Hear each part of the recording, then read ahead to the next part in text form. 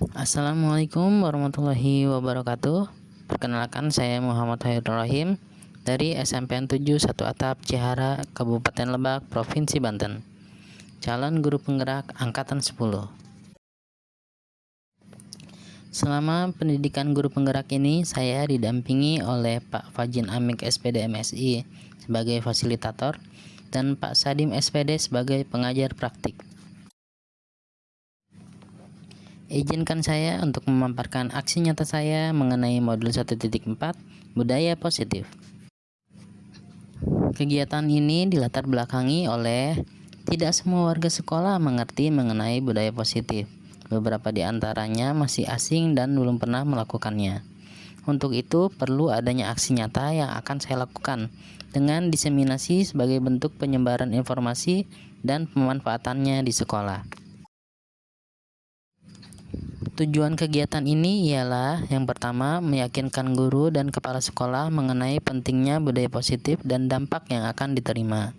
Kemudian yang kedua, timbulnya motivasi dalam diri siswa tanpa adanya dorongan dari luar. Yang menjadi tolak ukur keberhasilan kegiatan ini ialah yang pertama, terlaksananya diseminasi budaya positif.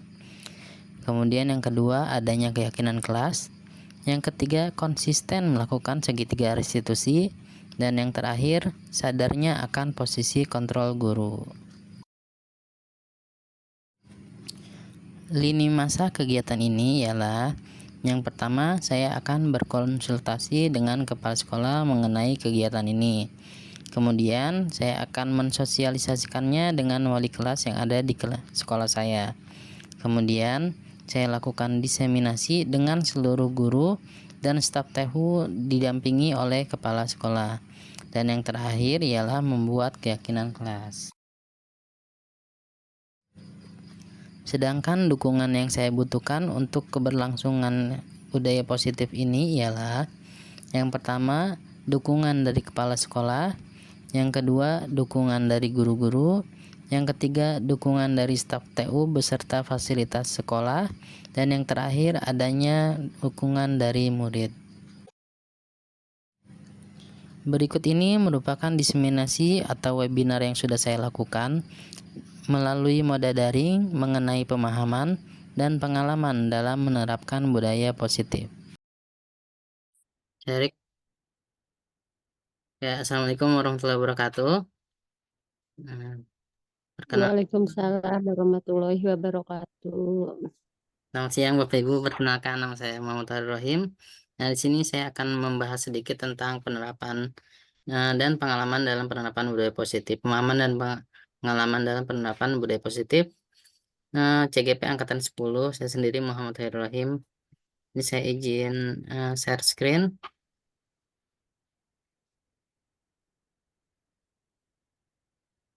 Ini apa sudah terlihat? Sudah, Pak. Sudah. Kita lanjutkan saja ya Bapak Ibu. Nah, secara garis besar budaya positif itu adalah nilai atau keyakinan universal yang diterapkan di lingkungan sekolah. Nah, sebelum itu kita harus tahu dulu material-materialnya. Di sini yang pertama ada 5 kebutuhan manusia. Yang pertama itu yaitu bertahan hidup, kasih sayang dan terima kasih, kemudian penguasaan, kebebasan dan kesenangan. Kenapa kita harus tahu kebutuhan manusia ini?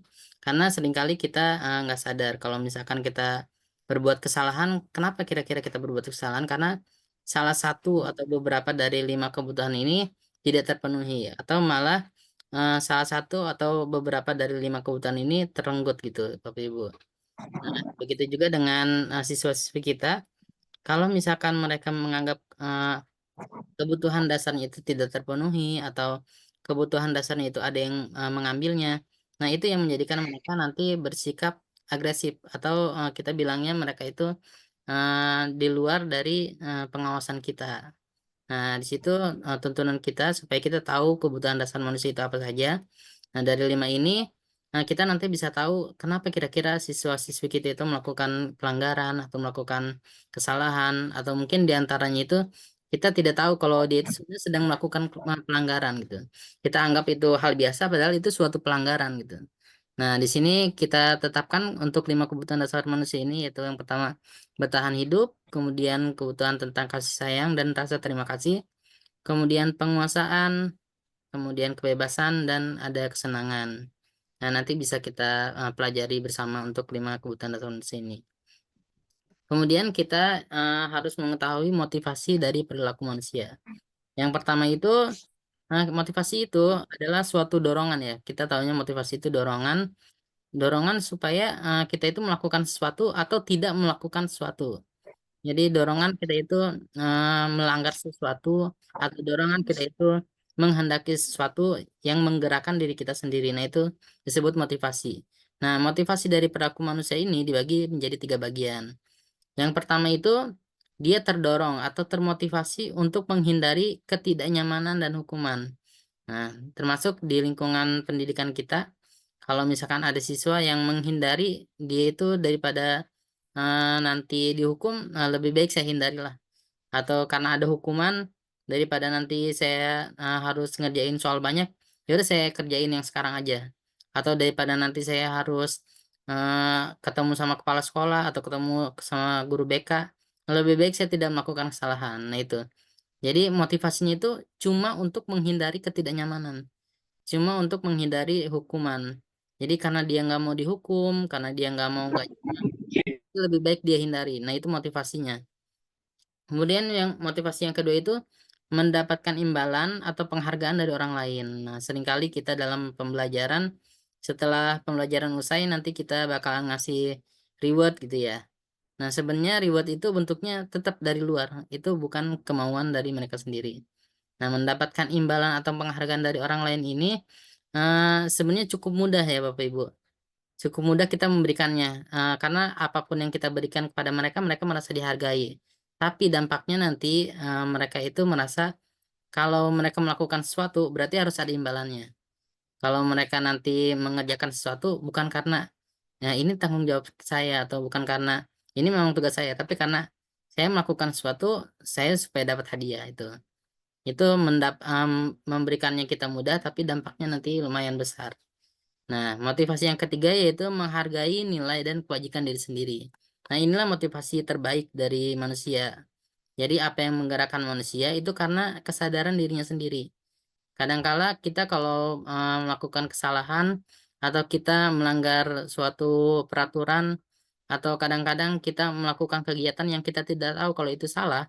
Nah, tapi karena kita sadar kalau itu suatu hal yang salah, nah kita tidak akan melakukannya. Tapi kalau misalkan kita sudah sadar itu melakukan itu suatu kesalahan, kemudian kita juga tahu kalau itu sebenarnya suatu pelanggaran. Nah, itu sudah mencapai titik puncaknya tuh.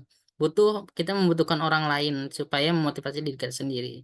Jadi menghargai nilai dan kebajikan itu adanya dalam diri masing-masing. Nah, jadi yang dua tadi itu adanya dari luar, yang satu ini adanya dalam diri manusia, manusia masing-masing atau motivasi intrinsik. Kemudian kita lanjutkan.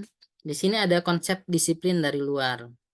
Konsep disiplin dari luar itu yang pertama yaitu hukuman yang tadi dijelaskan. Nah, hukuman ini nanti memunculkan adanya rasa takut, kemudian adanya rasa tidak nyaman, kemudian adanya rasa kaku, adanya rasa merasa diri itu penuh kesalahan, adanya rasa diri itu harus merendah demi orang lain atau merendah di hadapan orang lain. Nah, kemudian nanti dampak-dampak besarnya adalah daripada saya ketahuan melakukan kesalahan dan daripada saya nanti mendapatkan hukuman, murid-murid itu lebih baik nanti berbohong gitu. Itu dampak besarnya. Jadi konsep disiplin dari luar ini motivasi yang adanya dari luar atau disiplin. Ya, kita lanjutkan ya Bapak Ibu. Hmm. Oke, tadi hukuman karena adanya rasa takut dan tidak nyaman yang dihadirkan agar murid itu tidak melakukan suatu kesalahan. Nah, itu bahkan mengakibatkan murid itu nanti berbohong. Berbohong itu bukan cuma kepada guru ya, kepada sesamanya, kepada teman-temannya, kepada orang tuanya, kepada warga sekitarnya. Dan yang paling penting dia bahkan berbohong kepada dirinya sendiri. Dia menganggap kalau itu sebenarnya bukan, suatu pelanggaran. Nah, itu tidak baik ya Bapak Ibu. Jadi murid itu nanti tidak sadar kalau dia sedang melakukan kesalahan. Nah, tugas kita lah sebagai guru supaya kita, mencegah ini, kita mencegah konsep disiplin dari luar ini. Yang pertama ada hukuman, yang kedua yang tadi itu penghargaan.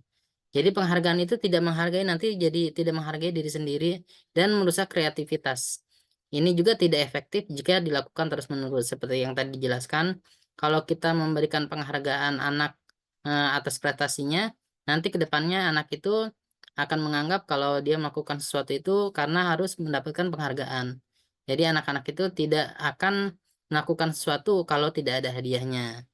Nah, ini hukuman dan penghargaan ini suatu hal yang terlihatnya berbeda, negatif dan positif. Tapi sebenarnya dua-duanya bernilai negatif. Dua-duanya bernilai konsep disiplin dari luar. Dua-duanya itu akan tertanam dari dalam diri murid-murid kita, tapi tidak akan permanen. Jadi itu paling bertahan 1-2 hari, dan kalau dia mau melakukan itu lagi atau tidak melakukan itu lagi, dia harus mendapatkan hal yang sama lagi. Dia harus mendapatkan penghargaan yang sama atau hukuman pun nanti tidak akan berefek lagi. Kalau dia sudah dihukum 1 kali, kemudian dia melanggar lagi, dihukum 2 kali, dia melanggar lagi, dihukum 3 kali, melanggar lagi, nanti dia tidak akan ada yang namanya efek jera. Karena dia menganggap kalau itu sudah biasa gitu. Nah, ini ada kata-kata dari Alficon, dihukum oleh penghargaan. Jadi saat kita berulang kali menjanjikan hadiah kepada anak-anak agar berperilaku bertanggung jawab, atau kepada seorang murid agar mempelajari sesuatu yang baru, atau kepada seorang karyawan agar melakukan pekerjaan yang berkualitas, kita sedang berasumsi mereka tidak dapat melakukannya, atau mereka tidak akan memilih untuk melakukannya. Jadi maksudnya di sini kita fokus ke murid ya. Kalau kita seorang guru itu pengen murid kita itu melakukan sesuatu dan kita paksakan gitu. Kita, berulang kali, ngasih hadiah murid itu, eee, karena dia melakukan sesuatu. Nah, dia itu sebenarnya sedang dihukum oleh penghargaan. Itu tidak hadir dari dalam dirinya sendiri, tapi itu hadir karena adanya motivasi dari luar. Nah, yang bagus yang bagaimana? Yang bagus itu konsep disiplin dari dalam atau, di sini kita ambil, restitusi. Jadi restitusi itu nanti murid akan bertanggung jawab sesuai dengan perilakunya. Murid juga akan fokus terhadap solusi dari masalah. Jadi bukan bagaimana, kalau ini sudah terjadi, tapi, solusi dari masalah yang sudah dilakukan itu apa. Dan dia juga akan memperbaiki kesalahannya. Jadi tidak ada nanti kata-kata, "Ah, udah biasa melakukan kesalahan ini." Nanti juga hukumannya itu lagi. Tapi dia sadar akan apa yang dia lakukan, dia juga tahu kalau itu salah, dan nanti dia akan, memperbaiki kesalahannya. Karena itu bagian dari, tanggung jawabnya sebagai manusia. Nah, ini ada 5 posisi kontrol yang ada dalam diri guru, nanti ada penghukum, ada pembuat rasa bersalah, teman, pemantau, dan manajer. Penghukum itu kalau misalkan, biasanya kita taunya, main fisik gitu. Jadi murid kesalahan apapun yang murid lakukan, ya kita akan menghukumnya, entah itu push up, entah itu harus dia keliling lapangan atau lain sebagainya. Dan ada juga pembuat rasa bersalah. Pembuat rasa bersalah itu yang biasanya suka ngode-ngode. "Ah, kamu ini, sudah Bapak jelaskan kok masih nggak ngerti?" Gitu. Nah, itu pembuat rasa bersalah. Tapi ada juga yang sebagai teman nanti posisi kontrolnya. Sebagai teman itu misalkan, "Tolong bantu Bapak ya, nanti kalau kamu bantu Bapak, Bapak juga merasa terbantu, kita sama-sama saling melakukannya." Nah, itu jadi sebagai teman. Kemudian ada pemantau. Nah, pemantau itu dia itu hanya, menyelipkan kata-kata. "Iya tolong, sini ya, kamu kan sudah melakukannya, apa kamu tahu ini salah?" Gitu. Nah, itu pemantau. Nah, kemudian yang terakhir ada manajer. Manajer itu di atas pemantau. Jadi dia itu bisa mendisiplinkan siswa, dan menyadarkan siswa kalau siswa itu melakukan kesalahan. Dan juga berakibat, efeknya itu siswa itu tahu apa yang harus dia lakukan. Jadi seperti misalkan, "Kamu apa tahu ini kesalahannya di mana?" Nah, setelah itu kalau kamu tahu kesalahannya di mana, harusnya kamu ngapain? Nah, kamu bisa nggak melakukan itu secara konsisten? Nah, itu manajer. Kemudian kita bahas keyakinan kelas. Kenapa disebutnya keyakinan, tidak aturan gitu? Karena di sini kalau misalkan aturan itu artinya dari satu pihak untuk disetujui oleh pihak lain. Jadi guru bikin aturan, murid harus ngikutin. Atau misalkan sekolah bikin aturan, warga sekolah harus mengikuti. Itu aturan. Tapi kalau keyakinan itu dari kita, oleh kita, dan untuk kita. Jadi nanti keyakinan itu kita masing-masing bareng-bareng atau sama-sama itu merumuskan kira-kira yang bagus untuk sekolah kita itu apa. Kita rumuskan bareng-bareng dan itu juga dirumuskan oleh anggota sendiri, tidak ada sangkut pautnya dari luar. Kalau di kelas berarti dari kelas sendiri. Tidak ada sangkut paut dari anggota kelas luar. Dan itu juga kita pertahankan selama beberapa periode untuk diri kita sendiri. Bukan peraturannya atau bukan keyakinan itu untuk kelas di luar itu. Nah, ini yang sudah dilakukan membuat keyakinan kelas. Jadi yang pertama itu berpendapat dulu mengenai keyakinan kelas. Jadi murid-murid semuanya boleh berpendapat. Misalkan tidak boleh membawa HP di dalam kelas atau harus masuk tepat waktu. Nah, sudah berpendapat mengenai keyakinannya, kita mendiskusikan keyakinan dari semua anggota. Jadi kita kumpulkan semua keyakinannya dan kita diskusikan. Kenapa harus didiskusikan? Karena kadang-kadang ada dua aturan yang sama dan itu kita jadikan satu. Jadi supaya nanti aturannya itu terlihat sedikit tidak mengekang, tapi semuanya itu baik untuk kita gitu. Kalau misalnya aturannya terlalu banyak, kita juga tidak hafal dan kita lebih memilih untuk tidak mengikutinya. Nah, setelah kita mendiskusikan dan kita menyepakatinya, kita nanti menempelkannya dan itulah jadi keyakinan kelas kita. Nah, kemudian kita bahas budaya positif itu tentang segitiga restitusi. Ini juga yang sedang kita pelajari ya. Segitiga restitusi sesuai namanya itu ada 3 langkah. Yang pertama itu menstabilkan identitas, kemudian validasi kebutuhan dan menanyakan keyakinan. Untuk menstabilkan identitas, kita harus melakukan kita pasti pernah melakukan kesalahan atau kamu bukan satu-satunya yang pernah melakukan itu atau adakah cara yang lebih efektif untuk mendapatkan apa yang kamu butuhkan. Nah, terus validasi kebutuhan juga kamu tentu punya alasan mengapa melakukan itu. Nah, untuk menyatakan keyakinan kira-kira nilai-nilai apa yang telah kita sepakati dan kamu ingin menjadi orang yang seperti apa. Tuh.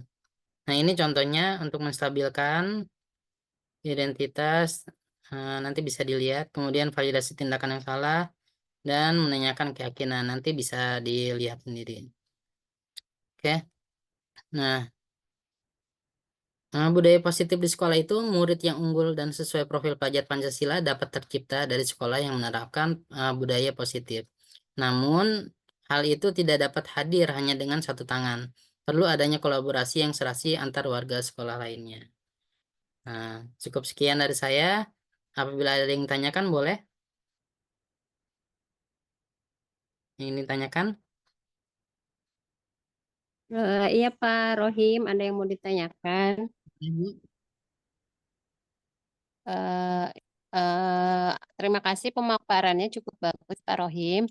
Cuman di sini saya ingin menanyakan apa peran guru dalam mendukung budaya positif di sekolah? Karena kan tahu ya kalau kita semua itu berperan sebagai guru. Nah, ingin tahu aja apa sih perannya gitu ya dalam mendukung budaya positif di sekolah. Hanya itu saja Pak Rohim. Terima kasih. Baik, Bu Eni, terima kasih atas pertanyaannya. Pertanyaan yang bagus ya, Bu Eni. Untuk peran diri kita sendiri, tentu guru itu menjadi pusatnya atau sentralnya dalam mendirikan budaya positif, terutama bagi anak-anak ya. Karena itu peran guru itu sangat besar. Salah satu peran gurunya itu yang menjadi role model untuk siswa-siswi kita, Bapak Ibu.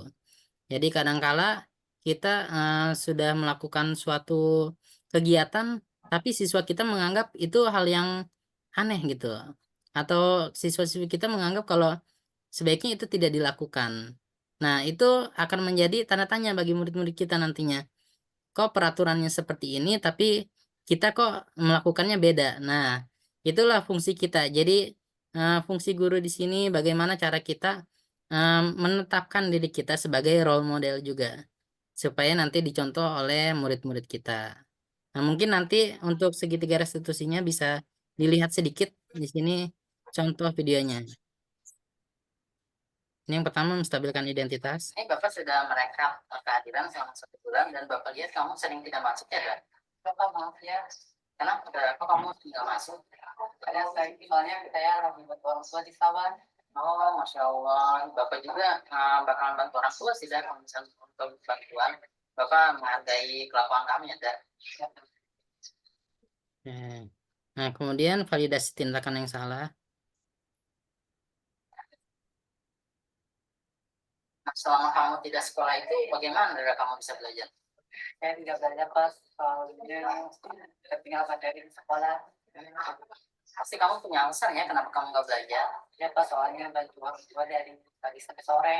Oh gitu ya, dah. Nah, itu bagus sih, dah ya. Kamu totalitas membantu orang tua dari pagi sampai sore. Tapi padahal kamu bisa bantuin dengan cara lain, dah. Kamu bisa masuk sekolah dulu. Nanti pulang sekolah kamu bisa bantu orang tua. Dan nggak harus ke sawah juga. Kamu bisa masuk dari sini mah. Ya, kerjaan orang tua kamu juga lebih terbantu, dah. Nah, ini langkah ketiganya, menanyakan keyakinan.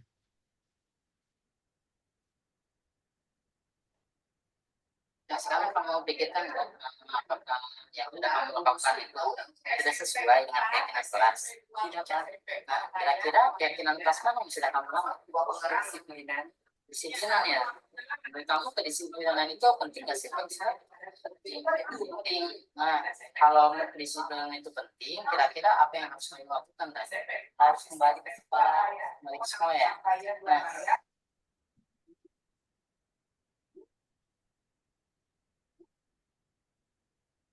apa kamu bersedia untuk memperbaiki kesalahan ini enggak? Bersedia. Kamu kalau bersedia memperbaiki kesalahan ini, kira-kira apa yang akan kamu lakukan? Saya paginya ke sekolah, nanti sorenya lagi. Nah, alhamdulillah kamu bisa mengerti ya, ya. Kamu bisa berbagi dengan orang tua dengan lebih totalitas lagi. Kamu bisa ke sekolah dulu, nanti sorenya kamu baru bisa membantu orang tua. Ya, terima kasih ya. Kamu boleh kembali ke kelas lagi. Oke, itu salah satu contoh segitiga restitusi. Jadi di situ juga salah satu peran gurunya. Nah, selain tadi peran guru menjadi role model, peran gurunya juga di sini ada 5 kontrol itu. Jadi di sini kita bisa nanti menstabilkan identitas siswanya ketika ada masalah. Kemudian kita bisa memvalidasi tindakan yang salah dan kita juga bisa menanyakan keyakinan siswa. Nah, sampai sini dulu Bapak Ibu, apa masih ada yang ditanyakan? Oke, cukup. Terima kasih Bapak Ibu karena sudah hadir. Saya Muhammad Khairul Rahim. Saya undur diri. Wassalamualaikum warahmatullahi wabarakatuh. Waalaikumsalam warahmatullahi wabarakatuh. Oke, terima kasih. Demikian kegiatan aksi nyata mengenai budaya positif yang telah saya lakukan di sekolah. Terima kasih telah menyimak. Salam guru penggerak. Wassalamualaikum warahmatullahi wabarakatuh.